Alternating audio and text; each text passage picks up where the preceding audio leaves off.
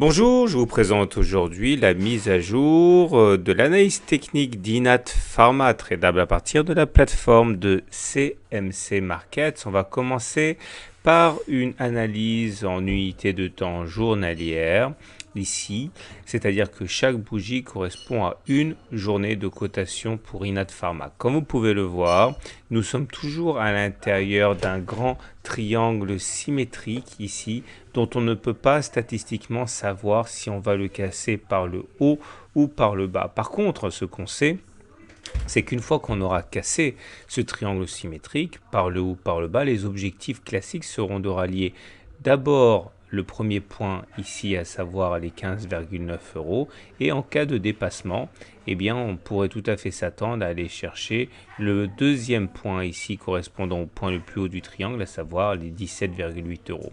Inversement, si la cassure devait se faire par le bas, on pourrait s'attendre à aller chercher le point auquel on a accroché l'oblique inférieur, à savoir les 12,9 €, et pourquoi pas d'ailleurs le point le plus bas du triangle symétrique à 12,2 €. En tout cas, à défaut de savoir dans quel sens on va casser un triangle symétrique, on sait au moins à quoi s'attendre en cas de cassure. D'ailleurs, les indicateurs techniques sont assez mitigés. On remarquera d'abord que le MACD est dans une situation de vulnérabilité puisqu'il est en dessous de son signal. Il faudrait pour bien faire que l'on casse ce signal par le haut, comme ça s'est produit ici. Vous voyez, le noir qui croise le rouge, on a une impulsion haussière.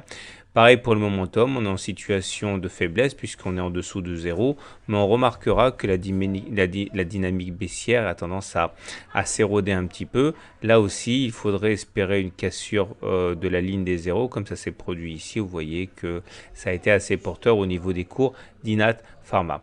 Le stochastique, quant à lui, renvoie un signal plutôt positif parce qu'il vient de sortir de sa zone de survente, c'est-à-dire il vient de sortir de la zone comprise entre 0 et 20.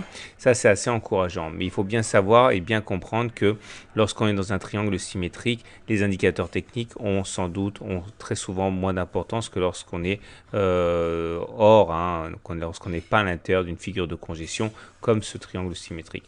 On va terminer sans doute avec l'élément le plus favorable, mais juste avant, j'ai quand même mis des obliques sentinelles pour vous montrer à quoi on peut s'attendre. Regardez, si on prend ici la partie haute du triangle symétrique qui correspond globalement à une oblique descendante et qu'on essaye de retrouver sur les indicateurs techniques une oblique similaire, on a en fait des obliques sentinelles. Si on arrivait à casser sur les indicateurs techniques ces obliques sentinelles, il y aurait de fortes chances pour que derrière on casse également l'oblique sur les cours eux-mêmes. Donc mettez des obliques comme ça sur le MACD, sur le momentum, ça pourrait être annonciateur effectivement d'une cassure à venir sur l'oblique des cours elles-mêmes.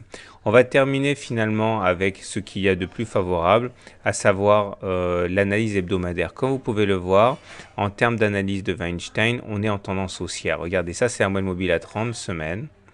Et lorsqu'on est au-dessus d'une moyenne mobile à 30 semaines qui monte, on est en phase 2 de Weinstein, donc on est en tendance haussière.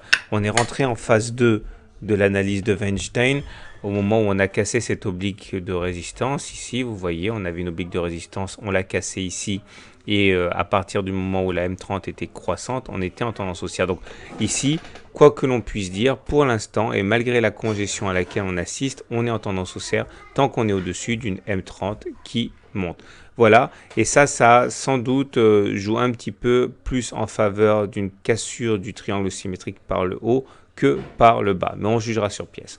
Voilà, je vous souhaite une bonne journée, de bons trades, à très bientôt pour une autre analyse technique.